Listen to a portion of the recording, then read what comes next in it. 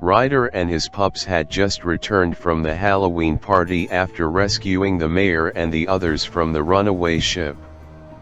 The moon was at its highest point in the night sky, shining its brilliant light. As Ryder walked through the entrance of the lookout, he yawned as he removed his golden night helmet.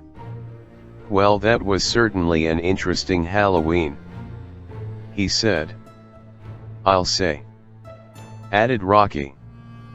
"And what was with that ghost ship flying past the moon?" Rubble shivered at the mention of ghost ship.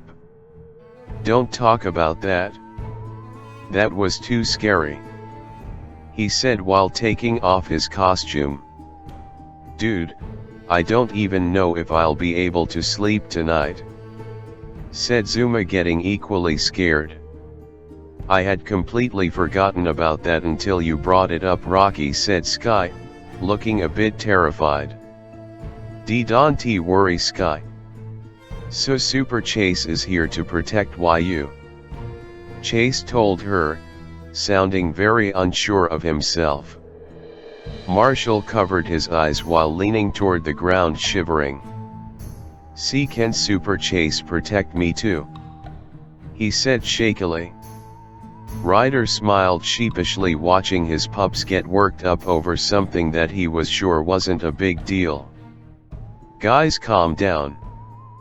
There's a logical explanation to what we saw. There's no need to lose any sleep over it," he tried to reassure. "And what's that?" asked an unconvinced Rubble. Ryder rubbed his chin, thinking quickly of a calming answer. "Well, it could have just been a cloud. A cloud shaped exactly like a ghost ship," Rubble argued.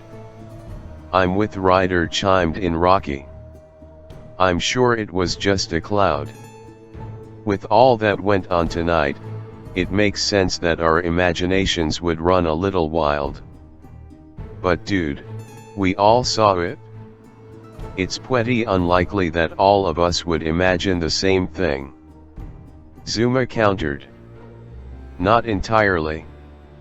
Sometimes our minds can perceive certain figures and images the same way another's mind would," explained Ryder. "Exactly. Thank you, Ryder," Rocky co-signed smugly. "Yeah, I'm still not convinced," said Rubble. "Krakow. Yeah." Marshall screamed, diving behind Chase and clung to his leg, shivering. "Marshall, it's just lightning," said Ryder. "But the skies were clear not too long ago." "That's too freaky," replied Sky. The five pups began to talk amongst each other with frightened faces. Rocky and Ryder turned to face each other before huffing. Ryder then faced the group again. "I'm sure after a good night's rest we'll all be able to process things more logically," he said. "Our Ryder, can I sleep in the lookout tonight, please?" Marshall asked, giving him the puppy dog pout. The other four pups joined him as they faced Ryder and whimpered. Rocky rolled his eyes. Ryder stroked his chin.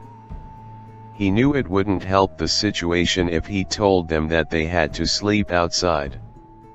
"All right, you can all sleep in here tonight," he replied.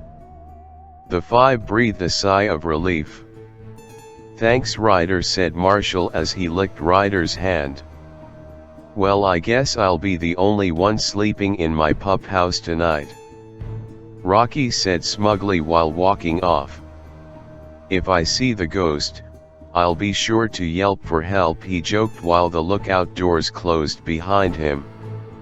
"Well, pups, the rest of you should prepare for bed as well," Ryder said. The five pups slowly made their way to the entertainment room of the lookout. Ryder walked to the entrance doors of the lookout and stepped out. He looked to the sky and noticed that many clouds were starting to gather and that the moon had a rather eerie red tint to it. I don't recall the weather forecast mentioning a storm for tonight, he thought to himself before returning into the lookout. Rocky was inside of his closed pup house preparing to lie down. His costume was messily placed on the floor. He turned on a little night light before sitting on the floor and getting lost in his thoughts. As much as he didn't want to admit it, the other pups' counter-arguments on what they all saw had really gotten to him. He wanted to be brave and believe that it was all their imagination, but something kept tugging at the back of his mind telling him otherwise. He felt lonely and secluded, locked inside of his pup house. He wanted to join the others, but after making fun of them while trying to cover his own fear, he simply didn't have the nerve to face them. Ryder's right, he said to himself. Maybe all we need is a good night's rest. He turned off the main light, leaving only the night light on. Within minutes he drifted off to sleep.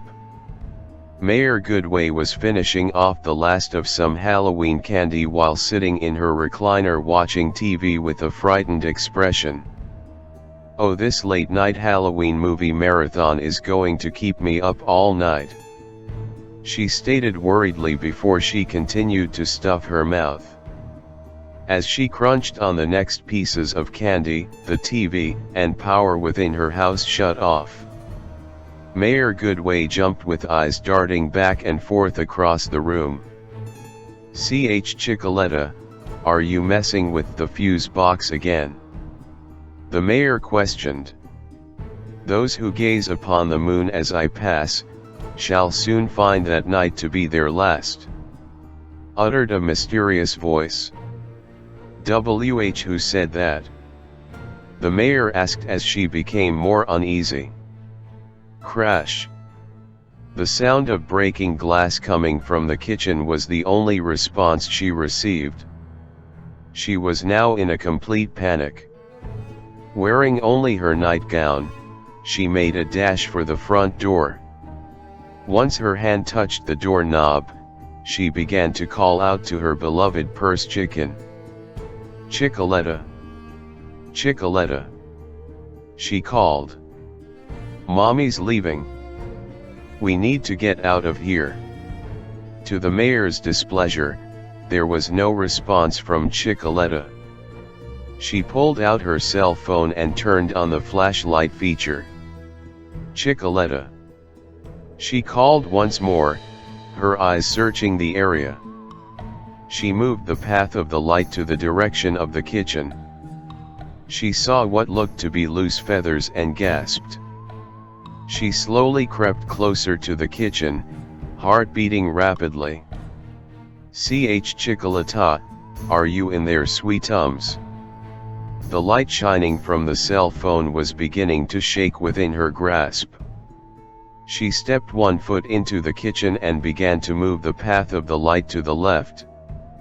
When she caught sight of something, she instantly froze and dropped her phone.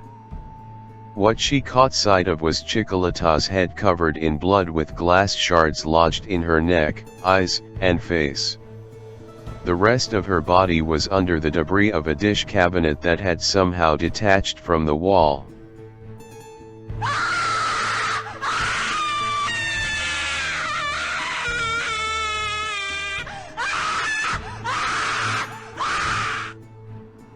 The mayor screamed a scream that seemed to echo all throughout Adventure Bay.